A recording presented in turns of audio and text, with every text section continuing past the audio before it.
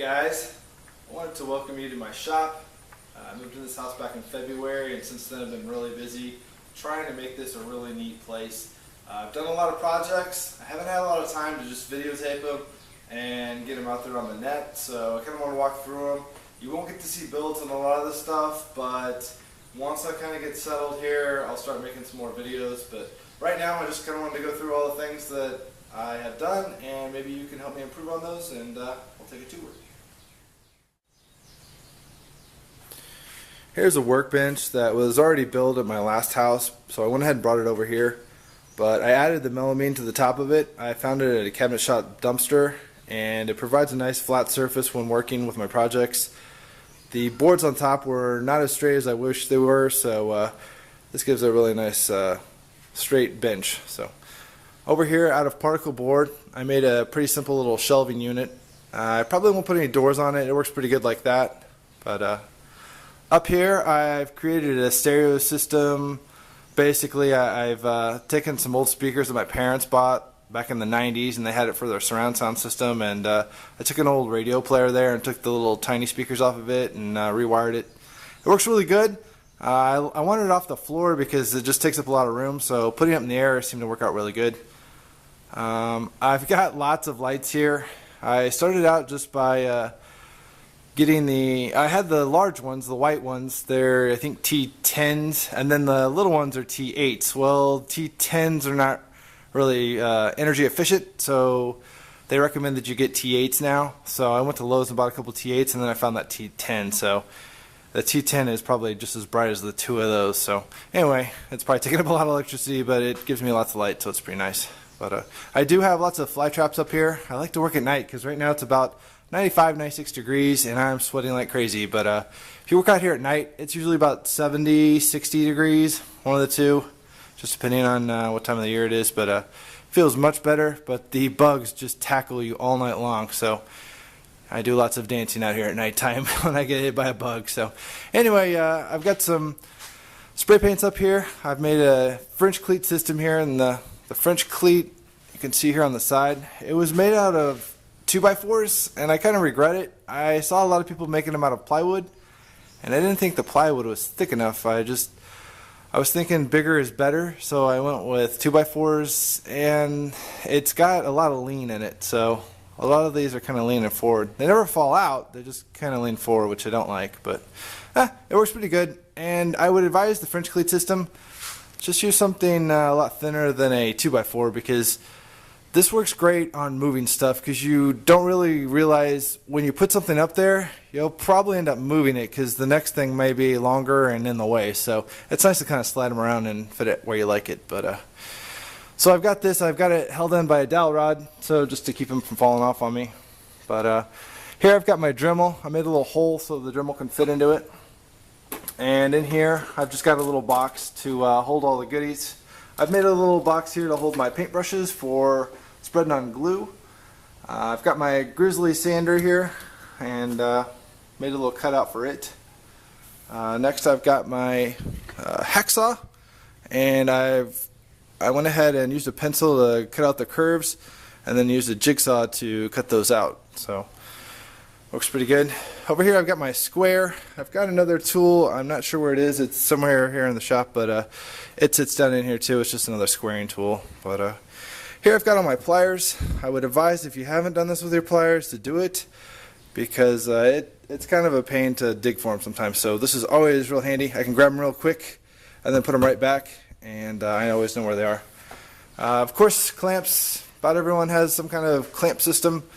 I would advise cutting these. I did it on the table saw. It didn't take but a few minutes to cut it like that. I just went ahead and measured them out and then cut it. Definitely do that. It seems to go in there a little bit deeper and looks a little nicer too. But I do have this. I got this at Harbor Freight. It's for making things square. I don't know that I really like this. I thought I would, and after playing around with it, I found that it doesn't leave the stuff very square when I square it up. But I've been playing around with another design. I've seen one online, and basically it slides back and forth in here, and you put your boards in here. I hate to spend the money on something that I can make, but I don't know. I may end up buying some, but they're pretty darn expensive. But you pretty much need two. If you're making a box or something, you want the boards to be squared up there. But I don't know. So I've got some more things here that I like to talk about real quick. I went to Harbor Freight and got this yesterday. It seems like everyone and their brother has one of these. It's a Japanese pole saw. It does really good. I'm very impressed with this. I don't know why the handle has to be this long. It's extremely long handle, but anyway, it does really good. I got to play with it on some projects yesterday, and I really liked it. So I think I'm going to use it a lot in the shop. So, and it didn't cost a whole lot. So I think it was like $9 or $10. So go check it out, Harbor Freight. It is a little flimsy, but I think that's good because you can kind of get into places, and it seemed to do really good. The next thing I bought at Harbor Freight yesterday was some box clamp webbing. I don't know. The British still out on this one. I haven't figured it out. I bought two of them here, but it's kind of hard trying to put a box together and get it into one of these. So I just I made a box yesterday, and I just laid it down on the table, and I put glue down, and then I hit it with a finishing nailer. And that seemed to be so much quicker than trying to get this thing all around it. But putting the bottom on, I used this once I had the box together, and that actually did help because it really helped me center up the bottom pretty perfectly. So I don't know. You guys let me know if you guys use those and you like them, because it was kind of a pain to hold 4 boards and try to put it in that thing. So I don't know. Maybe I'm doing it wrong. But anyway, I've kind of got a little junk pile over here. I like wearing gloves when I woodwork. I'm a computer programmer, installer, all the goodies that you could think of, but my hands aren't as tough as most people, so I usually get splinters about every time, so that gets a little old picking out splinters. So I enjoy wearing gloves, especially at least when I go pick out the boards at Lowe's or Home Depot or wherever. You can easily get some splinters just digging through stuff. So this tape measure I've had for a while, but these you can get at Harbor Freight for free. Just watch their little ads. So I've got quite a few of them around the shop. So I do enjoy them. They break down, the measurements in a lot finer detail, and give you a little cheat sheet there. So I actually like those a little bit better. These clips, they work great. If you ever need to tie up a cable, definitely use some of those. They're cable clamps, and I got them at a store. It was like as seen on TV store. So I've got my DeWalt's. I seem to like DeWalt. They do pretty good. I got this one for free from the father-in-law. He ended up just buying a box at Habitat for Humanity, and it came with it for free. So I think he spent like $10 on it. So anyway, it works pretty good. This one says Vector, but this light works pretty good, and it folds out pretty powerful. I've got my I've got some spade bits here and some lock nut, impact, whatever there, and definitely do some screwdriver holes because I use this on a continuous basis, so always go for some screwdrivers. I've got my other bits up here. I've got my countersinks over here. Of course, those are just drilled out to size. I've got a little tool here. I need to do a review on it. It was something that I saw online on YouTube, and it works great. It's a centering tool, and you just kind of twist it and then drag it, and it makes a perfect center line right in the middle of your board. If you don't have one of those, why don't you make one? They're pretty amazing. We've got the French's yellow glue. I put my glue in here after watching John on YouTube do that on his. I liked it, but I kept running the problem where I'd be going down a board and the cap kept hitting it. So I really want to try something else. Steve Ramsey came up with using the GlueBot, and I really like it. I do. I had to really think about it for a while, because the glue bottle that you use that it comes in, well, that one works pretty good, but you do have to turn it upside down, and you do kind of have to shake it sometimes, and you always have to point it down. This is pretty cool because you can do anything vertical, and I find myself doing a lot of vertical stuff now, which is great. So I don't ever have to shake it anymore, and I don't have to turn it upside down. So just squeezing it and going down is so much quicker. So it costs about $10. I got it off eBay. Just find the buy it now, lowest one, free shipping. It works really good. So I definitely go with the big one, unless you do lots of little tiny projects. But of course it's got the big cap up here, and there's lots of reviews on it. But big cap up here if you want to fill it up.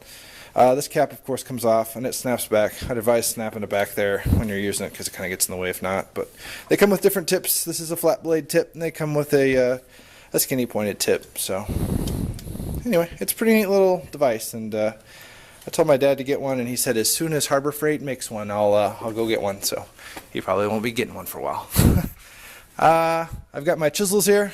Another nice way to hold those. My hammer, I just made a little cutout with the jigsaw, and it holds it perfectly. Little sizing gauge. This is for holding my nails. It's a little tilted. Like I said, sometimes they kind of tilt.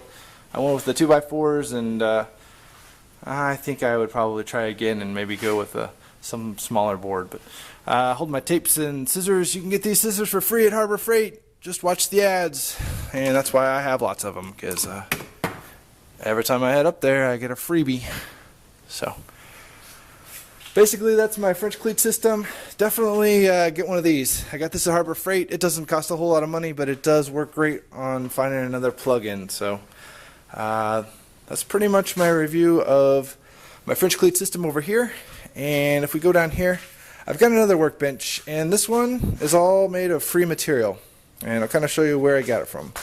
This right here and this right here, all the boards below were all taken from a construction site. They were throwing it in their burn pile. No, this is not woodpeckers. I was having some issues with the nail gun. I ended up forgetting to put oil into the nail gun, so I kept getting jams. So I would hit it a couple times and then not realize that I was not getting anything to come out. But once I got them to come out, I did come back and hit it quite a few times because I didn't want it moving around on me. So I probably need to do another brace piece like they did on that one. But I don't have another board that long, so I haven't played with it. And it's really sturdy, so I haven't any problems with it. So anyway, this is my Craftsman bandsaw. I don't remember the size, so don't hate me. But I definitely do love this bandsaw. It's small enough that it fits in my garage just fine and does everything I want it to do. Definitely keep your blades, a sharp blade on there. The one I had the other day, I think I ended up hitting a nail on it. Really got dull, things were getting bad, and I realized I needed a new blade, and then the new blade was just amazing. So trying to change one of these blades is a nightmare, but it's a nightmare on all of them. So it's very sensitive, is what my father-in-law said, because I mentioned this the other night. But trying to get it to balance, and this one looks like it's falling off now. Sometimes they just kind of get to be a pain where they don't want to center correctly. So you may have to play around with it, but you can obviously twist the knobs in the back and make it go forward or backward.